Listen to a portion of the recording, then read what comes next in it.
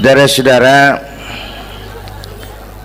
sekarang ini banyak orang bisa memberi contoh, tapi sedikit orang bisa menjadi contoh.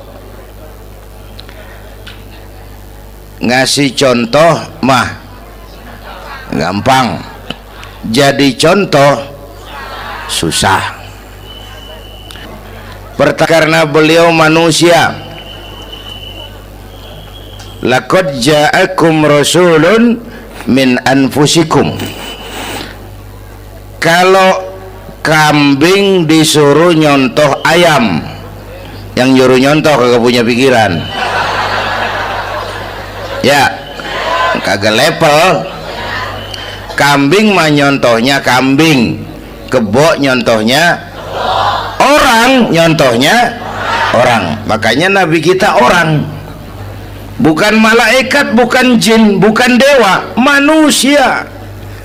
Kalau manusia disuruh nyontoh manusia, itu perintah masuk akal, predispositionnya sama. Kalau disuruh nyontoh malaikat mah ribet kan. Malaikat bagaimana nyontohnya, dia mah tidur kagak, makan kagak, sama duit budak, sama perempuan kagak open, lah susah nyontohnya. Ya,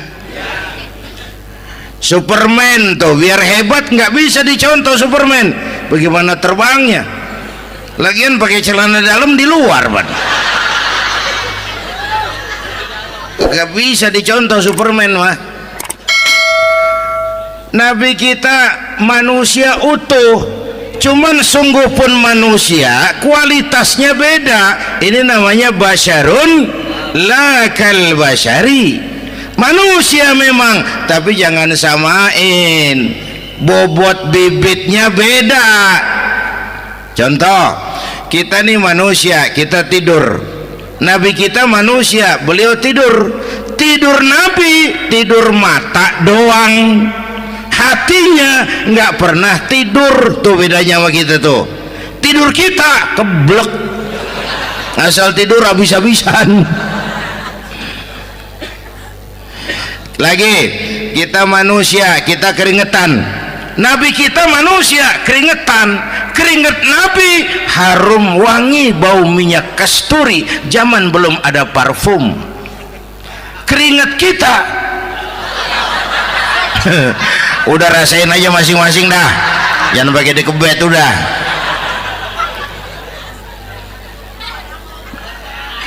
Contoh lagi, kita nih manusia nih, kita beludah nggak? Nabi kita manusia, beliau juga beludah. Ludah Nabi obat, ludah Nabi. Itu kan waktu mau hijrah kan sama Sayyidina Abu Bakar, sampai di Gua Sur, Sayyidina Abu Bakar bilang, saya turun duluan ke gua ya Rasul. Ngapain? Bersihin gua, takut ada binatang berbisa. Silakan turun. Sayyidina Abu Bakar bersihin gua, bener tuh, tangannya digigit kalajengking, sakit, ngebet, bengkak. Kalajengking Arab ya, emang di Arab kejadiannya. Heran nyaut aja bener. Ditahan aja, udah aman ya Rasul, silakan turun. Lama-lama dalam gua berduaan kelihatan juga Sayyidina Abu Bakar mukanya pucat. Nabi tanya, mabalu kayak Abu Bakar? Abu Bakar kenapa? Nggak apa-apa. Berat meninggalkan Mekah? Enggak. Malas hijrah ke Madinah? Enggak. Takut diubur-ubur Quraisy? Orang kata enggak, itu mah enggak. Lah kenapa muka kamu pucat? Tangan digigit kalajengking. Ngapa nggak ngomong dari tadi? Saya nggak mau nyusahin Tuhan ya Rasul, biar saya tahan, asal jangan nyusahin Tuhan. Jangan begitu kau. Sini tanganmu, diambil sama baginda Nabi. Bismillahirrahmanirrahim. Cuh, diludahin, ringkes, sembuh saat itu juga. Ludah Nabi. Pengen tahu kita yang ludahin, bengkak campur koreng.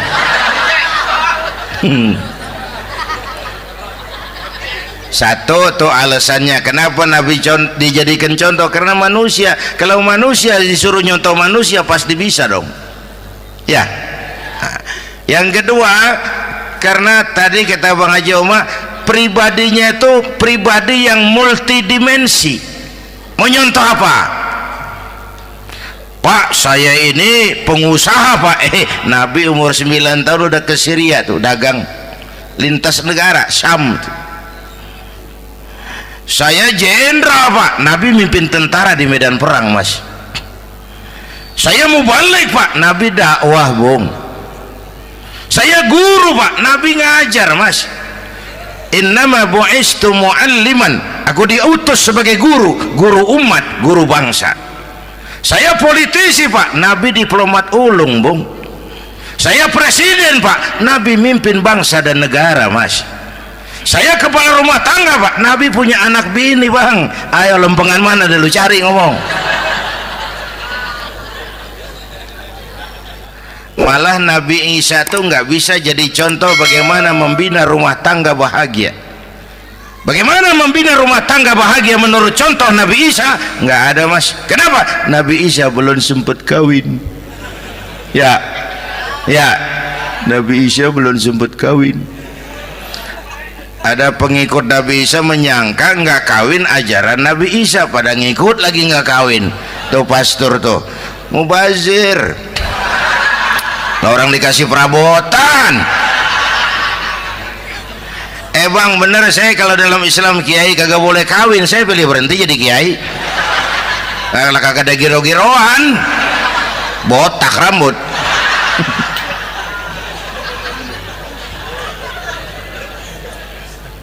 Makanya Bang Haji Oma cerita poligami saya girang banget tadi. Bukan yang ngomong ahlinya soalnya.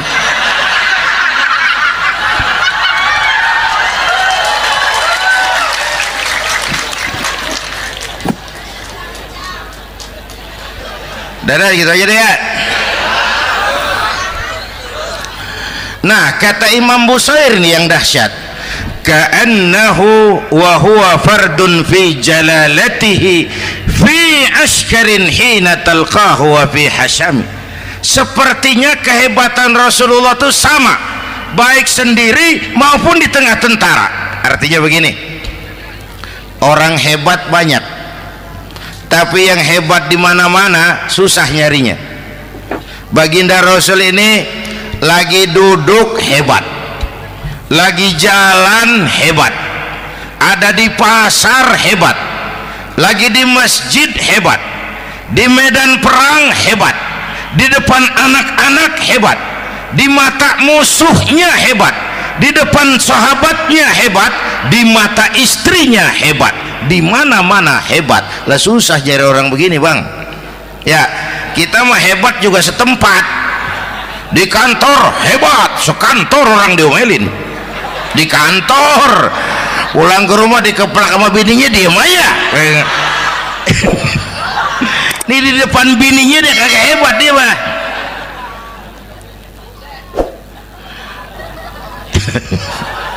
Oke, lalu kalau begitu soalnya apa yang mau kita contoh? Saya sampaikan 3 aja. Pertama, Nabi kita ini tokoh yang sejak kecil udah ditempa kesusahan. Bu,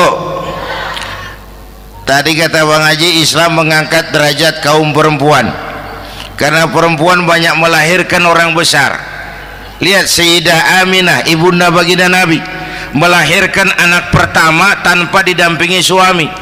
Meninggal suaminya, sedih hatinya, remuk perasaannya, tapi tegar jiwanya. Dilahirkannya bayi bernama Muhammad, diasuhnya penuh kasih sayang, diantarnya menjadi orang besar dan memang dibesarkan oleh Allah. Itu contoh tuh Bu. Bilangin anak-anak tong, bocah Nabi ngangon kambing tong, sekolah tong, jadi orang gede. Baba lu tibang tamat SD, lu sarjana lu. Baba lu cuman jadi RT, lu jadi camat lu. Biarin malu baba lu pala jadi kaki, kaki jadi pala, asal lu terus sekolah.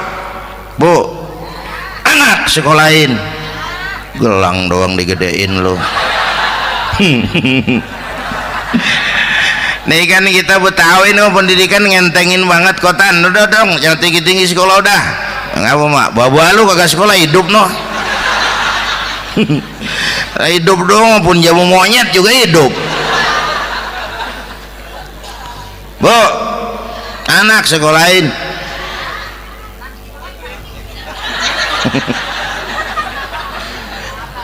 Mahatma Gandhi, kecilnya begeng, ceking, cacingan, liatim. Emaknya tuh, Gandhi sekolah nak, Gandhi belajar nak, Gandhi jadi orang besar nak. Kalau perlu belajar ke Inggris, biar Inggris menjajah kita. Gak apa-apa kau sekolah ke Inggris, tapi jangan jadi Inggris nak. Jangan pacaran sama bule, jangan sentuh minuman keras. Gandhi jadi orang besar. Mahatma Gandhi tumbuh karena dorongan emak. Mak, udah yatim. James Watt, Kang Bandrek. Emaknya tuh yang dorong tuh jadi orang besar. Belum lagi perempuan yang jadi besar. Di Indonesia ada Kartini, di Jawa Tengah ada Dewi Sartika, di Jawa Barat Dewi Sartika, di Bengkulu ada Fatmawati Soekarno, sang penjahit bendera merah putih. Di Aceh muncul Laksamana Malahayati, disusul kemudian oleh Cut Nyadin, baru kemudian muncul Cut Koko, Cut Meme, Cut, ya udah tak cut lain dah.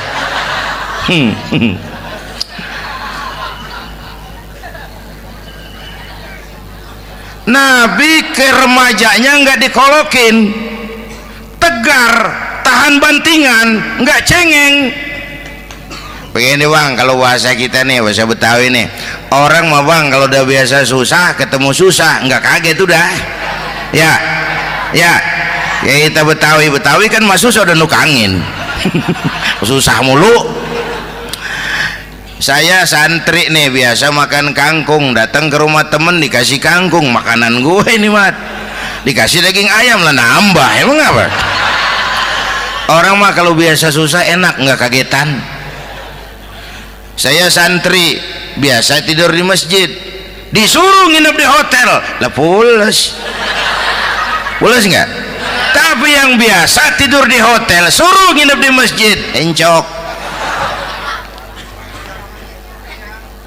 Makanya kemarin tuh waktu menteri-menteri baru dilantik tuh saya ngarepin tuh, mudah-mudahan nih menteri ini begitu dilantik bacaannya nawaitu sauma ghadin. Lu pada niat puasa dulu dah, entaran. Puasa kan bukan kagak boleh, nunda doang, nunda puasa mah. Tempe boleh maghrib, tahu boleh maghrib, air kelapa boleh maghrib. Lu menteri pada mau naik mobil mewah boleh, ntar kalau ekonomi udah mendingan, rakyat udah pada legaan napasnya. Ya sebab apa? Itu duit buat mobil para menteri kan duit negara kan duit rakyat. Duit rakyat kan duit gue juga, itu ada di situ. Gue bayar pajak. Sayangnya kebanyakan pejabat kita asal dilantik aja bacaannya Allahumma lakasumtu, niat buka puasa. Orang buka puasa kan kemaruk, apa jadi gares?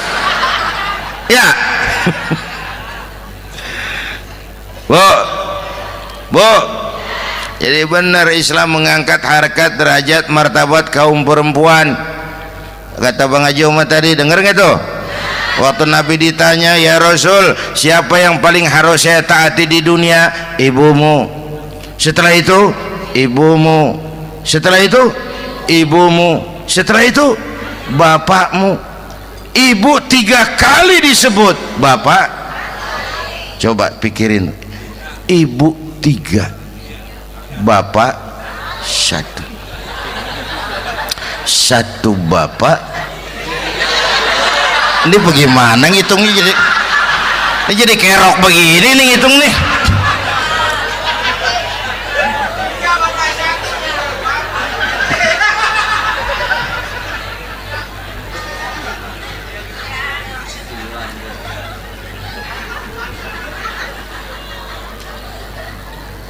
Jangan takut ngadepin susah. Hidup nih keras, kerja keras, perseringat banting tulang.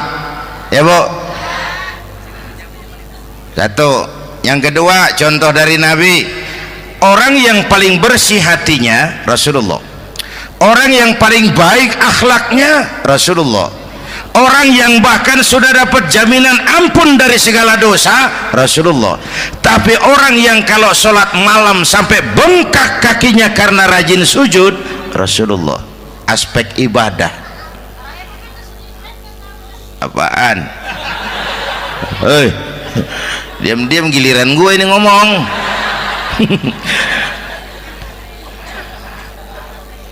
Lo ngomong lagi udah gue pulang. Canda neng. Udah gantian ya. Ya. Apaan urusan? Orang yang dosanya udah dapat jaminan ampun, kalau salat malam bengkak kakinya karena rajin sujud. Saya tahu di sini juga banyak yang kakinya bengkak. Semurat. Oke. Kira-kira 3 minggu yang lalu saya menghadiri haul akbar Syekh Maulana Malik Ibrahim di Gresik, haul ke-609. Dari situ saya ke Surabaya ikut zikir sama keluarga besar Tarbiyatul Qulub. Waktu zikir saya terkejut, ada kalimat yang dibaca ratusan kali menyentak perasaan saya. Kalimatnya sederhana, kita hafalah, yaitu kalimat ana Abdullah. Dibaca ratusan kali, ana Abdullah, ana Abdullah, ana Abdullah, ana Abdullah. Buat saya itu menyentak karena memperteguh komitmen saya hamba Allah, saya hamba Allah. Ah, itu mah Pak Zainuddin kan biasa, itu mah kita semua juga hamba Allah. Betul. Ayo kita bikin luar biasa. Saya mau tanya, Bapak Ibu hamba Allah apa bukan? 3 orang. Ibu hamba Allah apa bukan? Hamba Allah. Kata siapa? Nah, kata ibu sendiri. Kalau kata sendiri pan namanya pan ngaku. Ya, orang ngaku mah boleh dong, tiba ngaku namanya juga ngaku. Cuman diakuin apa enggak kita pan belum tahu. Ngaku mah murah, diakuin mahal. Ya, yang gampang dah. Ibu kenal sama Presiden SBY? Kenal. Presiden SBY kenal sama ibu? Lo ngaku, lo ngaku.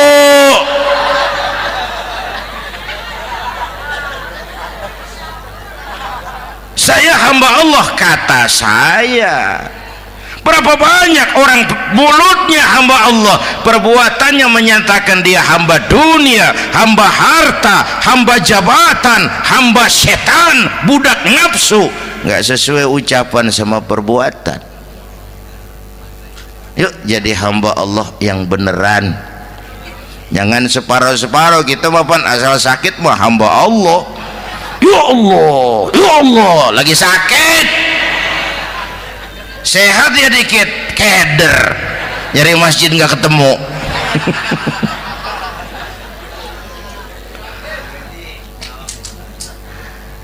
Apalagi kata Bang Haji tadi nih, kita nih kan zaman entertain nih. Orang pada pintar bikin bungkusan sekarang Bang. Ya, abad entertain, orang pada bangun pencitraan. Tadi itu kiai sama dukun tipis bedanya. Dukun pada pasang iklan sekarang, ketik reg. Waduh, sampean lahir hari Selasa, nggak cocok di air, ono di hutan sono. Larang udah dagang es jadi berhenti, nggak cocok di air.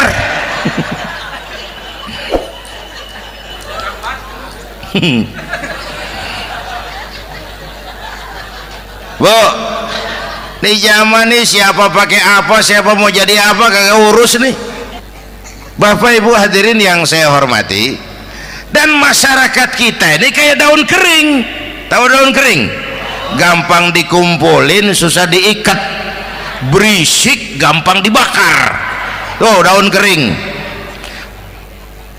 Penyakitnya kutil, kurang teliti, cepat heran, gampang kagum. Cepat heran, gampang kagum.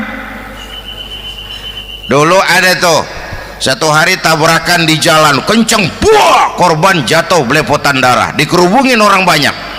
Datang wartawan mengambil gambar dari dekat, susah, orang banyak bener ngerubung. Cari akal nih wartawan, tolong saya dikasih jalan ke dekat korban. Orang nengok semua, saudara siapa? Saya bapaknya korban, katanya. Dia ngaku bapaknya korban.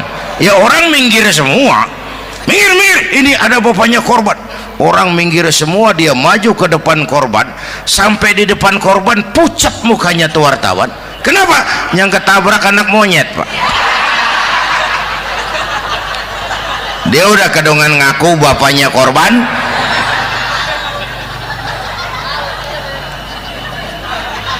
Bu, ini cerita pendek tapi pesannya lumayan nih. Kalau belum kenal bener mah jangan buru-buru ngakuin, ya. Dia kagak tahu yang ketabrak siapa, main ngakuin aja, saya bapaknya korban. Lu makan lu jadi bapak monyet sono lu. Makanya jagain kampung kita nih, jangan kemasukan yang aneh-aneh, ya.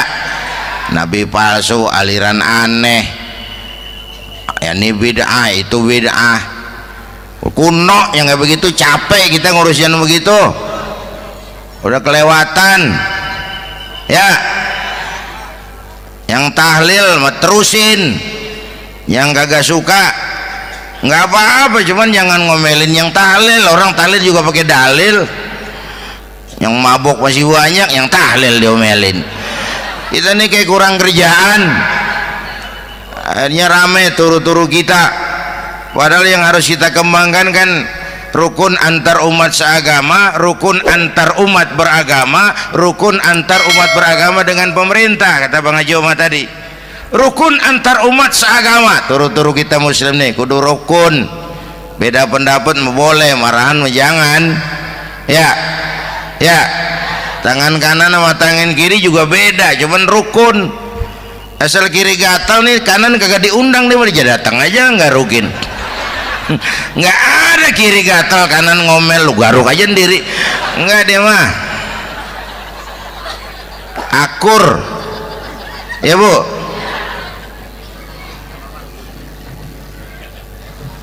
Yang kedua, rukun antar umat beragama. Islam ini rahmatan lil. Yang ketiga, rukun antar umat beragama dengan pemerintah. Ini mah kita kan bermasyarakat sama juga sembahyang berjamaah, ada imam, ada makmum, ya. Nih rakyat kalau jadi pemilih yang pintar ke depan, mau memilih wali kota kayak gubernur kayak presiden kayak. Sebab apa? Sholat berjamaah kan siapa makmum kagak penting, Bang. Makmum mah siapa aja boleh, ya.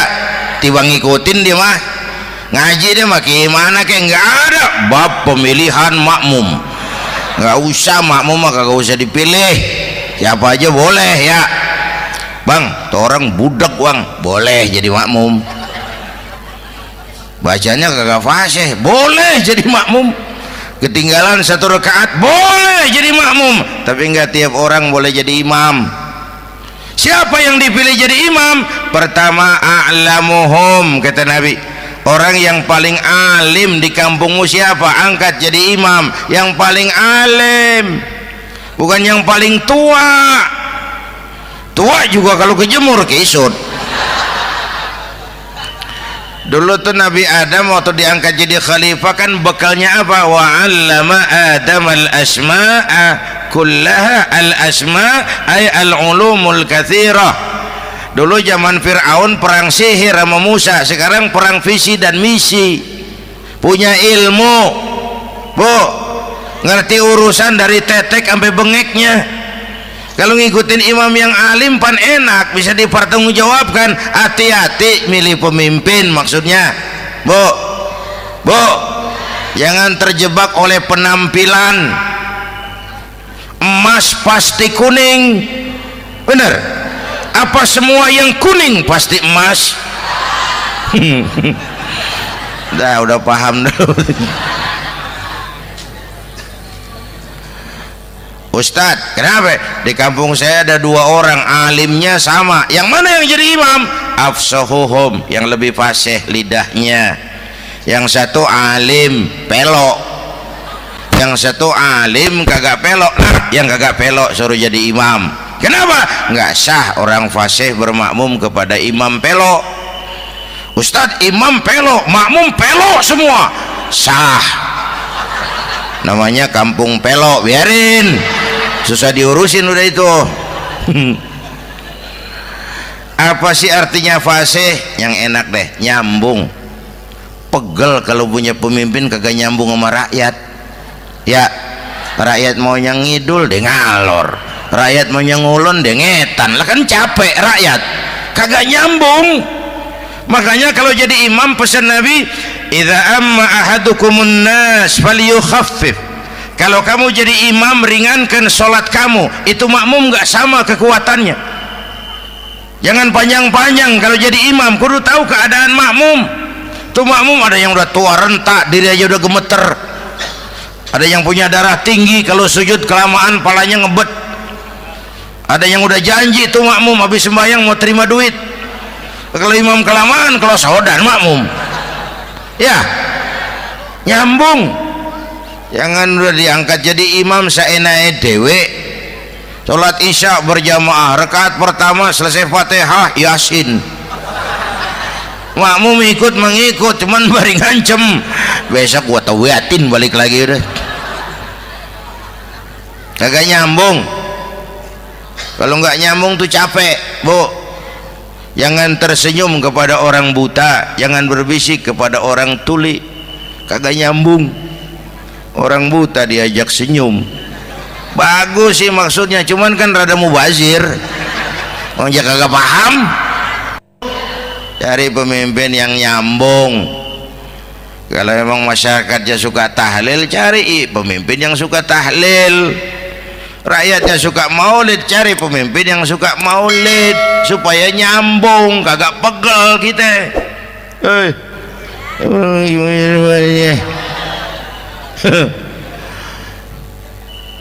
Bapak Ibu hadirin, saya balik urusan kita. Nyontoh Nabi ibadahnya luar biasa. Bu, kita ini perlu Allah. Kita ini perlu Allah.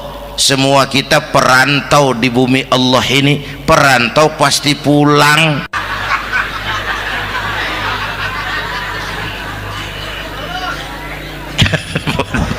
Bolot, bodoh kalau ada perantau, dia sadar dia perantau tapi nggak pernah mikirin pulang. Lebih bodoh lagi mikirin pulang tapi nggak nyiapin bekal. Kan tadi Bang Haji Omah udah bilang tuh, muda mati ya. Kadang-kadang engkongnya seger banget, cucunya mati ya. Perantau mah mesti pulang. Sini mah kita ngendon doang, ngendon taran. Mula-mula pan Bang, kita mah tinggalnya jauh di alam arwah. Dari sana pindah ke alam rahim, alam kandungan emak nih. Pernah tinggal di situ 9 bulan tuh. Ada yang 2 tahun, yang keluar udah kumisan, kelamaan ngetemnya itu.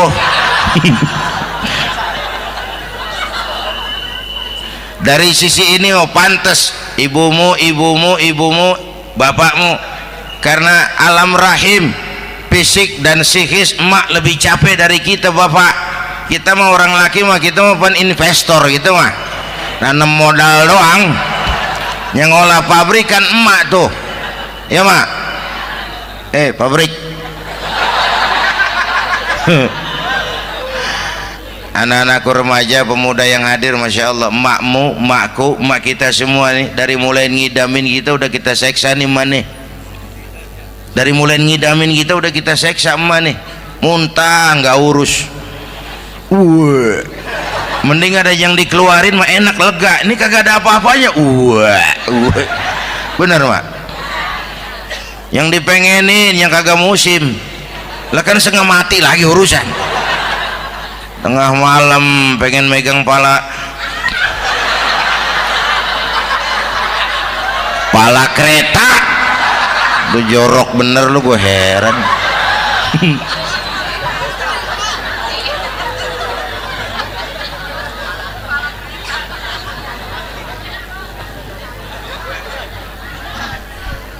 Bapak Ibu hadirin, yang ketiga terakhir, contoh dari baginda Nabi, modal utama perjuangannya adalah akhlak. Memperbaiki akhlak, pakai akhlak. Rasulullah ngajak, bukan ngejek. Rasulullah merangkul, bukan mukul. Rasulullah pakai argumen, bukan pakai sentimen. Tujuannya adalah kebenaran, bukan menang-menangan. Prinsip dakwahnya basyiru wala tunafiru, yassiru wala tu'assiru. Gembirakan orang, jangan ditakut-takutin. Mudahkan urusan orang, jangan dibikin sulit. Di masyarakat memang mendingan rakyat rendah berakhlak tinggi daripada pejabat tinggi berakhlak rendah. Dulu tahun 50-an orang kita kalau pergi haji ke Mekah 6 bulan. 6 bulan tuh orang udah pada lupa aja baru pulang. 6 bulan orang yang ada cuman kapal laut, Mekah Madinah onta, banyak rampok lagi di gurun pasir Baduy itu. Dulu orang tua kita belajar manasik, kalian belajar silat. Sekarang karena kemudahan kemajuan ilmu menciptakan Boeing memotong waktu 5 bulan, orang pergi haji cukup sebulan. Bapak Ibu hadirin yang saya hormati, oleh karena itu menjaga nilai-nilai akhlak itu penting. Kepada siapa kita harus berakhlak? Pertama, kita harus berakhlak kepada Allah. Bagaimana caranya? Jangan menyekutukannya dengan sesuatu pun. Yang kedua, jangan menyembah kecuali hanya kepadanya. Yang kedua, kita harus berakhlak kepada sesama tadi itu. Yang ketiga, kepada lingkungan. Saya dulu masih zaman ada almarhum kakek saya, engkong. Kampung saya banjir, air masuk ke rumah. Saya teriak, "Kong, banjir Kong." Engkong saya ketawa, "Biarin, bukan salah air." Habis, salah lo. Salah kita bagaimana Kong? Lah lo tempat air lo tempatin. Yang punya tempat datang ya kagak ngerti, ini tempat gua, ini di sini nggak pada lo, lah banjir. Engkong saya nggak makan bangku sekolahan, tapi wise pak. Air kan bukan musuh, air kan temen kan kudu punya tempat. Lalu kagak punya tempat, pantas kemana ide ngayam, banjir. Ya. Dulu saya remaja ngaji babul istinja, kiai ngajar makruh buang air kecil di tanah berlubang. Saya tanya, kenapa makruh kiai? Pertama, untuk alasan kesehatan. Siapa tahu di lubang yang kamu kencingi ada gas beracun. Kalau tidak kiai, kalau tidak maka artinya melindungi binatang yang ada di dalam lubang. Siapa tahu di lubang yang kamu kencingin ada semut sedang rapat membahas laporan Susno 2Ji. Apa dosanya lalu mati dikencingin? Ini namanya rahmatan li semut. Saya mau bilang alam sekarang tidak seramah dulu karena kita juga nggak ramah sama alam. Bapak Ibu hadirin yang saya hormati, padahal watak Islam rahmatan lil alamin.